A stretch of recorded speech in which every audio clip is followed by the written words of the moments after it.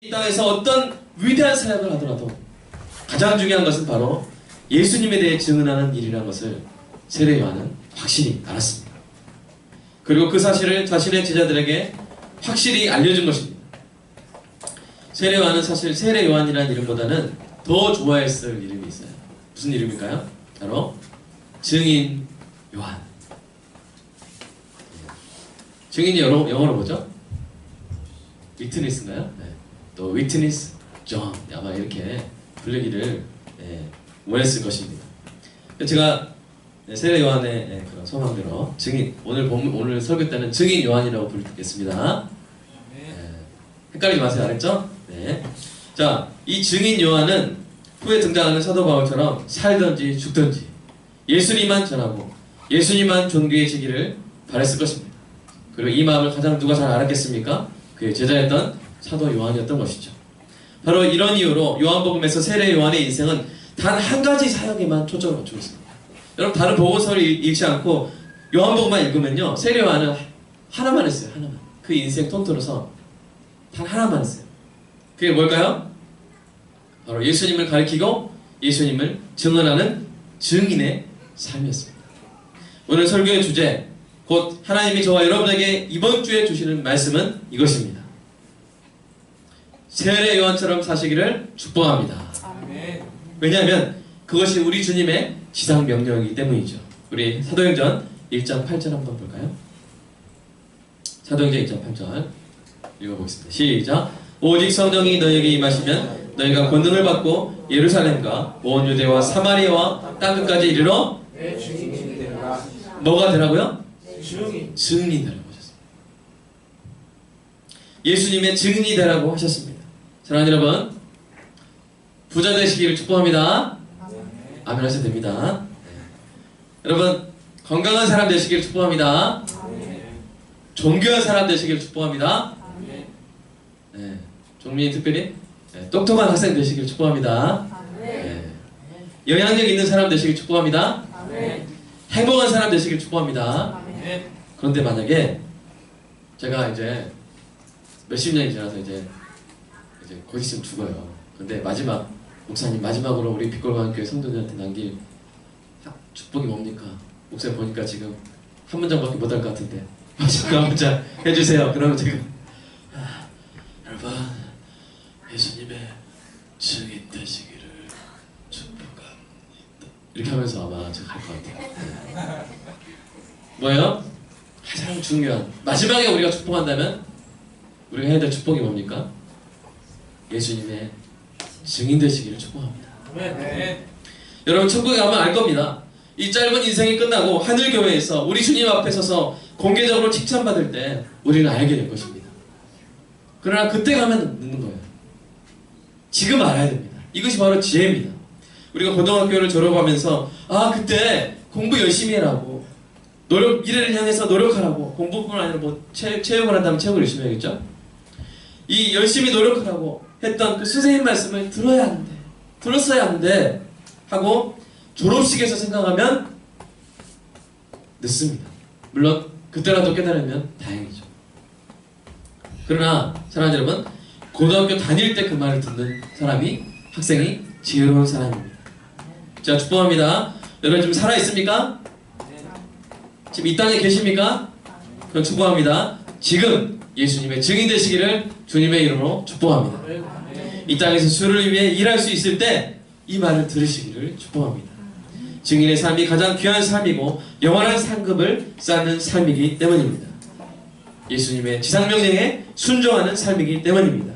그러면 어떻게 하면 우리도 세례 요한, 아니 증인 요한처럼 지혜롭게 살 수 있을까요?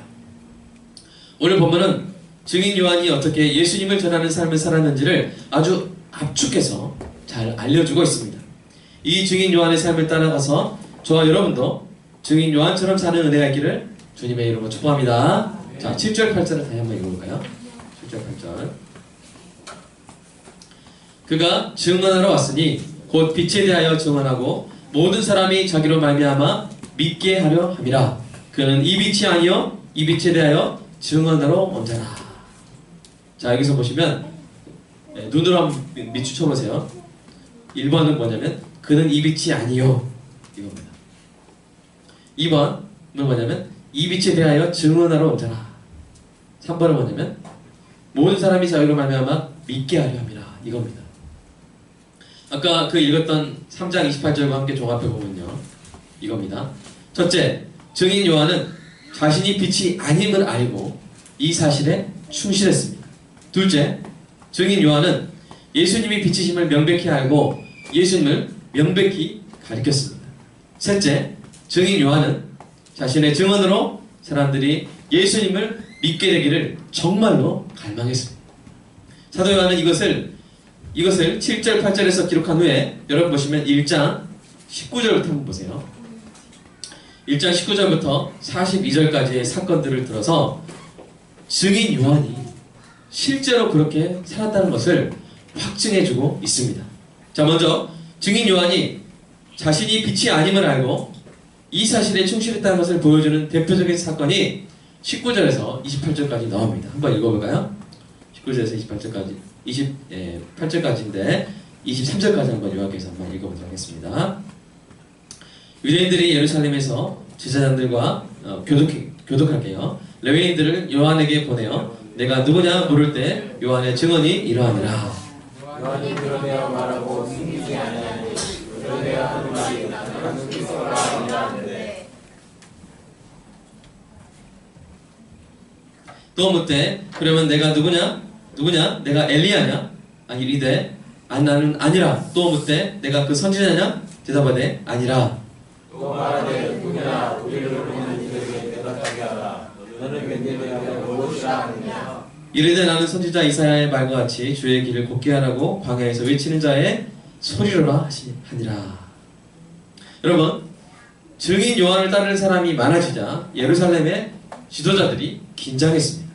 그래서 요한에게 대표단을 보내서 묻습니다. 네가 누구냐? 이때 요한이 하는 말이 독특합니다. 나는 그리스도가 아니라.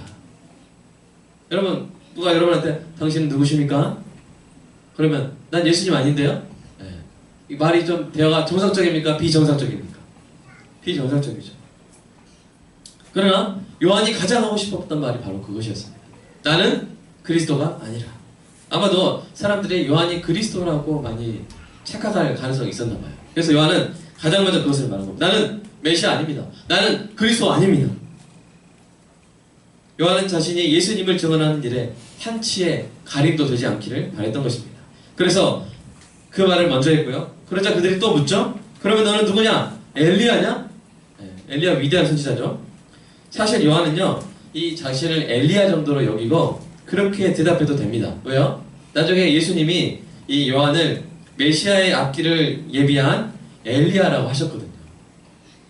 전 그 정도 됩니다. 네, 이렇게 할 수 있었습니다. 예수님 정도는 아니지만, 그리스도 정도는 아니지만 엘리야 정도는 되는 것 같습니다. 그러나 요한이 뭐라고 합니까? 나는 아니라 라고 말하죠. 또 묻습니다. 그럼 네가 선지자냐? 네. 예수님은 이 요한을 어떻게 평가하셨나요? 선지자보다 더 나은 자라고 평가하셨거든요. 그럼에도 불구하고 여전히 요한은 아니다 라고 말합니다. 그럼 넌 도대체 누구냐? 궁금해서 안달이 난 사람들에게 요한은 말합니다. 나는 소리다. 사랑하는 여러분, 소리가 실체가 있습니까? 자, 한번 소리를 한번 우리가 보겠습니다. 소리 보시자. 이 징이 있죠? 자, 지금 쳤습니다. 자, 소리가 있습니까? 보이십니까? 남아있습니까? 흔적이 있습니까? 없습니다. 소리는 진동에 불과합니다. 진동이 사라지면, 끝나면 소리는 보이지 않습니다. 사라집니다. 그런데 이 소리에는 실체가 없는 대신에 특별한 기능이 있습니다. 그것은 실체를 아주 효과적으로 가리키는 기능입니다. 제가 소리 없이 손가락으로 누군가를 가리키면 행여나 제 손가락이 그를 가릴 수도 있고요. 사람들이 그 당사자가 아니라 제 손가락을 볼 수도 있습니다. 그러나 제가 소리로 누군가를 가리키면 가려지지 않습니다. 소리는 그림자도 없고 무엇을 가리지도 않고 역할을 다하면 흔적도 없이 사라지기 때문입니다. 요한은 자신을 가리켜 그러한 소리라고 고백한 것입니다. 무엇을 위한 소리입니까? 주의 길을 곧게 하라. 예수님에 대해 증언하라고 광야에서 외치는 자의 소리입니다. 이것이 바로 요한의 자기 정체성이었습니다. 사랑하는 여러분, 예수님을 성공적으로 증거하려면 이러한 자기 정체성을 가져야 합니다. 어느 누구든지 자기 자신이 어떤 중요한 사람이라고 생각하게 되면 그는 그리스도의 증인으로서 성공하기가 힘들어집니다.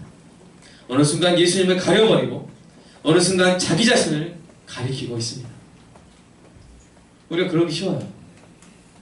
우리가 이 주님을 섬기는 일을 할 때 우리가 목사님들도 그러기 쉽습니다.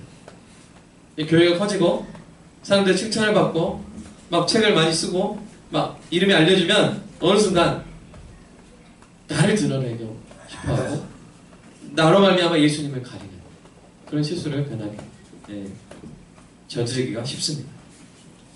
그러나 진정으로 예수님만을 가리키기 원하는 사람은 차라리 소리가 되기를 원합니다. 나중에 요한을 따르던 제자들이 다 예수님을 따라가는 일이 생겼습니다.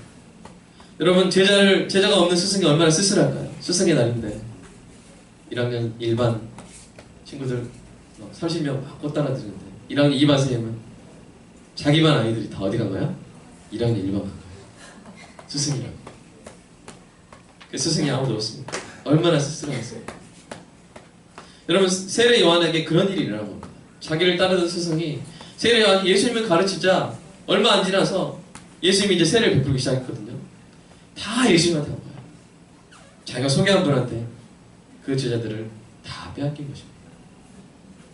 어쩌면 섭섭할 수도 있는 그 상황에서 요한이 남긴 기가 막힌 말이 있습니다. 우리 요한복음 3장 28절 아까 읽은 것부터 해가지고 30절까지 한번 다시 읽어보겠습니다. 시작. 내가 말한 바 나는 그리스도가 아니요 그 앞에 보내심을 받은 자라고 한 것을 증언할 자는 너희니라. 신부를 취하는 자는 신랑이나 서서 신랑의 음성을 듣는 친구가 크게 기뻐하느니 나는 이러한 기쁨으로 충만하였노라. 그는 흥하여 하겠고 나는 쇠하여야 한다. 나는 망해야 된다. 나는 사라질 것이다. 요한은 그러한 상황을 오히려 기뻐합니다. 자신으로 인해 사람들이 자신의 제자들이 예수님에 따르는 것을 기뻐합니다. 그 기쁨으로 충만하다고 고백합니다. 예수님은 흥해야 하고 자신은 쇠해야 한다고 말합니다. 여러분, 이것이 바로 죄인 요한의 삶이었고 저와 여러분도 그렇게 살아야 될 줄로 믿습니다. 이것을 교회 생활에 적용해 보십시오. 이름을 남기지 않을수록 아름다운 것입니다. 이것을 사회생활에 적용해 보십시오. 우리의 삶이 소리처럼 예수님을 가리키고 사라져가는 것이 가장 아름다운 것입니다. 쉽지 않겠지만 이것이 가장 아름다운 삶입니다. 그리고 다른 사람은 몰라도 하나님은 알아주십니다. 하나님 보시기에 가장 아름답게 사는 빛골 광역교회 성도들 제가 되는 은혜가 있기를 주님의 이름으로 축복합니다. 둘째, 증인 요한이 예수님이 빛이심을 명확히 알고 예수님을 가리킨 사건이 바로 그 다음에 나옵니다. 29절부터 34절까지 나오는데요. 29절, 30절 2절만 한번 읽어볼게요. 시작. 이튿날 요한이 예수께서 자기에게 나오심을 보고 이르되 보라, 세상 죄를 지고 가는 하나님의 어린 양이로다. 내가 전에 말하기를 내 뒤에 오는 사람이 있는데 나보다 앞선 것은 그가 나보다 먼저 계심이라 한 것이 이 사람을 가리킵니다. 자, 세례 요한의 삶은 세 가지로 요약할 수 있다고 그랬죠. 먼저 그 사람은, 그 세례 요한은 나는 빛이 아니다. 그 다음 두 번째가 뭐였어요? 예수님이 빛이시다. 그 예수님을 가리키는 사건이 바로 그 두 번째 문단에 나오는데요. 어떻게 된 겁니까? 예수님이 자기에게 나오심을 보고 뭐라고 지적한 거예요? 저 사람은 보라, 세상 죄를 지고 하는 하나님의 어린 양이다 라고 정확하게 예수님을 증언한 것입니다. 이 표현이 얼마나 정확한 표현이죠. 예수님이 저와 여러분의 죄를 대신 지고 속죄제물로 죽임당하실 어린 양이십니다. 세례 요한은 증언한 것입니다. 사랑하는 여러분도 요한처럼 이렇게 정확하게 예수님을 증언할 수 있게 되기를 축복합니다. 물론 그리스도인에게는요, 삶이 중요합니다. 그리스도인에게 합당한 삶이 중요합니다. 그렇게 삶으로써 우리의 증언이 효과적일 수 있도록 뒷받침해야 됩니다. 그러나 그것은 언제나 뒷받침에 불과합니다. 여러분, 손님이 왔습니다. 예쁜 접시에다가 과일도 내야 되고 이렇게 과자도 내야 되죠? 그죠?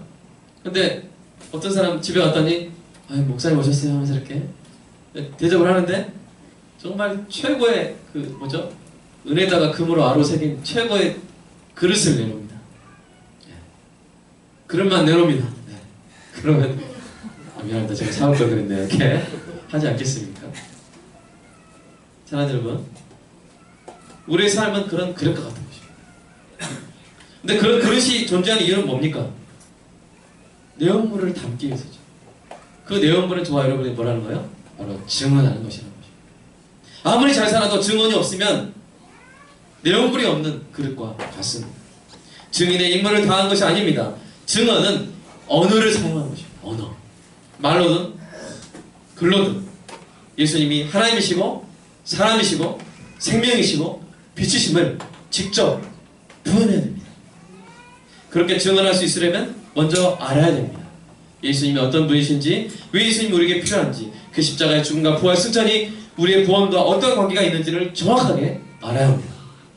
앞으로 요한복음 강해 설교를 한 편 한 편 정말 금쪽같이 잘 새겨들어서 예수님에 대해 증언할 진리를 잘 알므로 언제나 담대하고 성실하고 정확한 증인 되시기를 주님의 이름으로 축복합니다. 셋째, 증인 요한이 자신의 증언으로 사람들이 예수님을 믿게 되기를 갈망했다는 것이 바로 그 세 번째 문단에 나오는데요. 35절부터 42절까지인데 35절부터 37절까지만 요약해서 읽어보도록 하겠습니다. 또 이튿날 요한이 자기 제자 중 두 사람과 함께 섰다가 예수께서 거니심을 보고 말하되 보라 하나님의 어린 양이로다. 두 제자가 그의 말을 듣고 예수를 따르거늘. 여러분, 이 사건 속에서 우리는 요한의 그 증언의 첫 열매를 보게 됩니다. 그들의 이름은 나중에 여러분 보면 아시겠지만 한 사람은 안드레고요, 한 사람은 요한입니다. 바로 이 사도 요한. 그들이 어떤 사람들이었습니까? 예수님의 12제자에 속한 사람들이었습니다. 나중에. 그러나 사실은 그전에는 누구의 제자였다고요? 이 증인 요한의 제자였다는 것입니다. 여러분, 이 상황은 사실 미묘합니다. 여러분, 스승은요 제자를 사랑합니다. 또한 스승은요 제자가 있다는 것이 그의 그 자존감의 큰 기둥이 됩니다. 여러분, 제자가 없는 스승은 도대체 무엇에 쓸 수가 있을까요? 그렇지 않습니까? 가르칠 사람이 있어야죠. 그런데 눈앞에 예수님이 보이시는 거예요. 그리고 저분이 그분이시다 하는 순간 어떤 일이 일어날 게 확실합니까? 자기 제자들이 자기를 떠날 것이 확실합니다. 만약 증인 요한이 예수님의 증인이라는 역할보다 사람들의 스승이라는 역할에 더 애착을 가지고 있었다면, 만약 증인 요한이 예수님에 대해 증언하는 것보다 스승으로서 성공하는 것을 더 갈망했다면 이 상황에서 예수님을 가리키고 자신들의 제자들을 보내지 못했을 것입니다. 그러나 증인 요한에게 가장 큰 갈망은 어찌하든지 예수가 전해지는 것이었습니다. 예수님을 가리키는 것이었습니다. 자신의 증언을 통해 한 사람이라도 더 예수님을 믿게 하는 것이었습니다. 사랑하는 여러분, 이런 증인 요한의 갈망이 여러분에게도 있습니까? 여러분의 그 모든 갈망을 이 갈망이 압도합니까? 물론 저도 부끄럽습니다. 말씀을 준비하면서 참 제 자신을 돌아보는 시간을 많이 가졌습니다. 우리가 그리스도인이 된 이상 우리의 목적은 자아가 커지는 것이 아닙니다. 우리가 그리스도인이 된 이상 우리의 목적은 자아를 실현하는 것이 아닙니다. 글쎄요, 이 교과서에서는 자아 실현이 목적이라고 하지만 성경은 그렇게 말하지 않습니다. 우리 인생의 목적은 바울의 고백처럼 우리의 자아가 작아지고 자아가 죽고 오직 내 안에 계신 그리스도께서 사시는 것입니다. 나의 간절한 기대와 소망을 따라 아무 일에든지 부끄러워하지 아니하고 지금도 전과 같이 온전히 담대하여 살든지 죽든지 내 몸에서 그리스도가 존귀하게 되게 하려 하나니 우리 빌립보서 1장 20절 한번 여러분의 고백을 한번 같이 한번 읽어볼까요? 혹시 나오나요? 빌립보서 앞쪽에 아마 있을 겁니다. 빌립보서 1장 20절 혹시 여러분 한번 따라서 한번 해볼까요? 나의 간절한 기대와 소망을 따라 같이 읽겠습니다. 아무 일에든지 부끄러워하지 아니하고 지금도 전과 같이 온전히 담대하여 살든지 죽든지 내 몸에서 그리스도가 존귀하게 되게 하나니. 우리가 죽는 것입니다. 그리스도인은 내가 죽고 온전히 그리스도가 사시도록 하는 것이 삶의 목표인 것입니다. 내 삶을 통해서 예수님이 드러나서 사람들이 예수님을 믿게 하는 것, 그것이 우리 인생의 최우선의 열망이 되어야 될 줄로 믿습니다. 이러한 열망, 이러한 갈망이 있는 사람은 예수님에 대해서 증언하면서 논쟁에서 이기려고 하거나 자신을 표현하려고 하지 않습니다. 증언을 하다가 우리가 낮아지고 어떤 수치와 모욕을 당할지라도 상대방이 예수님을 믿기만 하면 됩니다. 그러면 만족합니다. 오늘 말씀을 기억할 때마다 성령께서 이러한 열망과 갈망을 저와 여러분의 가슴에 부어주시는 은혜가 있기를 주님의 이름으로 축복합니다. 여러분, 증언을 이제 우리가 해야 되잖아요. 근데 어떨 때가 있습니까? 외롭거나 두려울 때가 있어요. 이 증언은 어떻게 될까? 그럴 때마다 기억하시기 바랍니다. 여러분, 용감하게 증언할 때 여러분은 혼자가 아닙니다. 여러분은 혼자가 아닙니다. 증언이 더 큰 힘을 발휘할 때는 언제입니까? 여러 증인의 증언이 일치할 때죠? 그죠? 여러분, 성경은요, 예수님이 어떤 분이신지에 대한 위대한 증인들과 증언들로 가득합니다. 그래서 부류를 7부류를 한번 분류해 보았습니다. 첫째 증언은 바로 예수님의 증언입니다. 우리 첫 번째 말씀 볼 수 있나요? 요한복음 8장 4절. 자, 읽어보겠습니다. 시작. 예수께서 대답하여 이르시되 내가 나를 위하여 증언하여도 내 증언이 참되니 나는 내가 어디서 오며 어디로 가는 것을 알거니와 너희는 내가 어디서 오며 어디로 가는 것을 알지 못하느니라. 두 번째는 또 증언이 있어요. 하나님의 증언입니다. 예.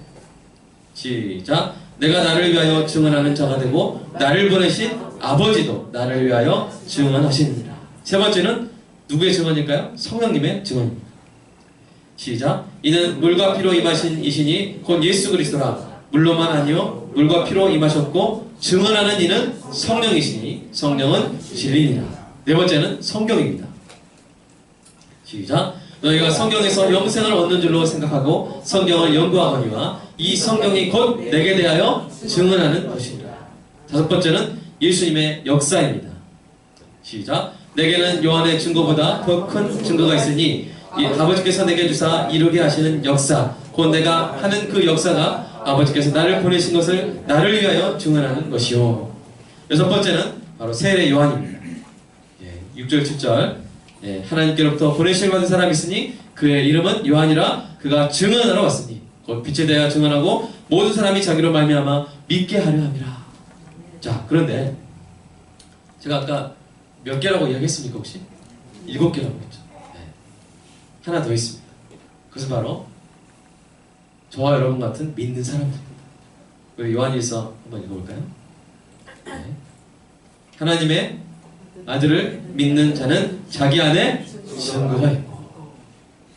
여러분, 하나님의 아들을 믿는 자는 자기 안에 증거가 있습니다.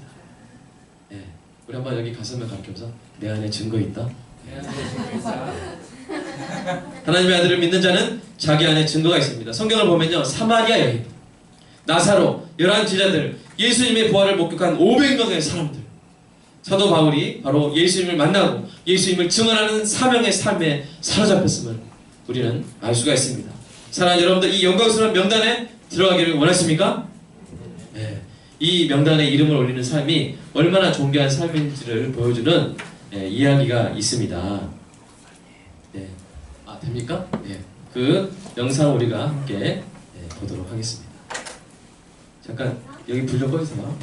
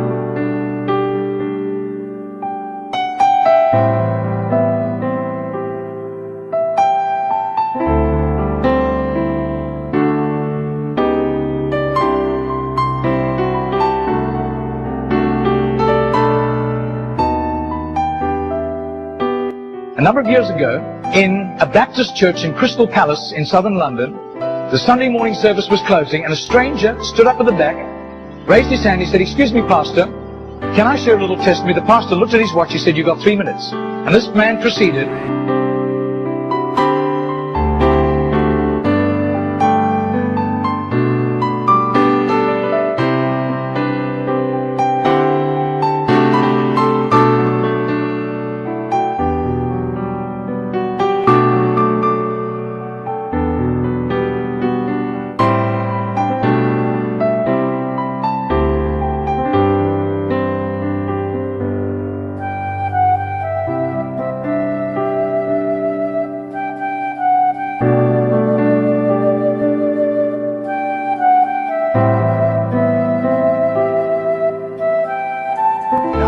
Preacher flew back to the UK and was speaking at the Keswick Convention in the Lake District, and he threw in these 3 testimonies. At the close of his teaching session, 4 elderly pastors came up and said, "We got saved between 25 and 35 years ago, respectively, through that little man on George Street giving us a tract and asking us that question." He then flew the following week to a similar Keswick Convention in the Caribbean, to missionaries. And he shared the testimonies. At the close of his teaching session, 3 missionaries came up and said, "We got saved between 15 and 25 years ago, respectively, through that little man's testimony and asking us that same question on George Street in Sydney." Coming back to London, he stopped outside Atlanta, Georgia, to speak at a naval chaplains convention.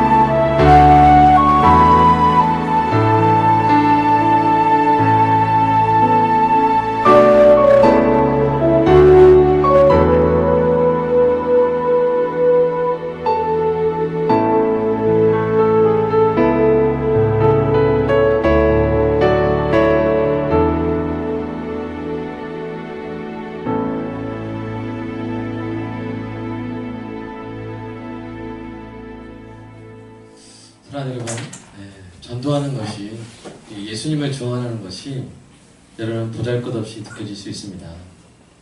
복음을 거부하는 사람들로 인해서 마음이 힘들고 지칠 수 있고요, 회의감에 빠질 수 있습니다. 그럴 때는 이 사실을 기억하시기 바랍니다. 예수님은 여러분의 증언을 중요하게 여기십니다.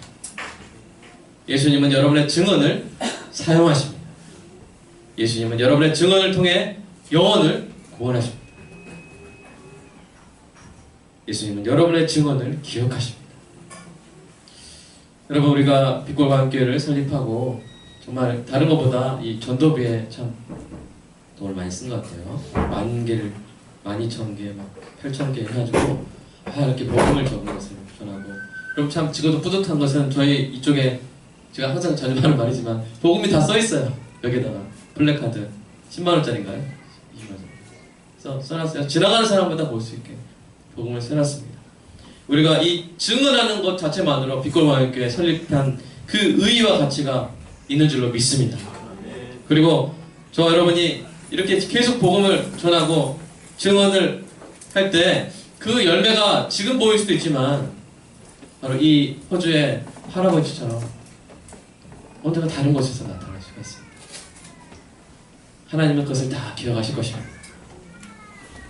누구든지 사람 앞에서 나를 시인하면 나도 하늘에 계신 내 아버지 앞에서 그를 시인할 것이요. 사랑하는 여러분, 여러분은 정말 중요한 7번째 증인입니다. 한번 손 한번, 당신은 그 중요하다는 7번째 증인입니다. 시작, 손 한번 해주세요. 종민이도 쓰세요. 나는 그 중요한 The Seventh Witness, 중요한 7번째 증인입니다.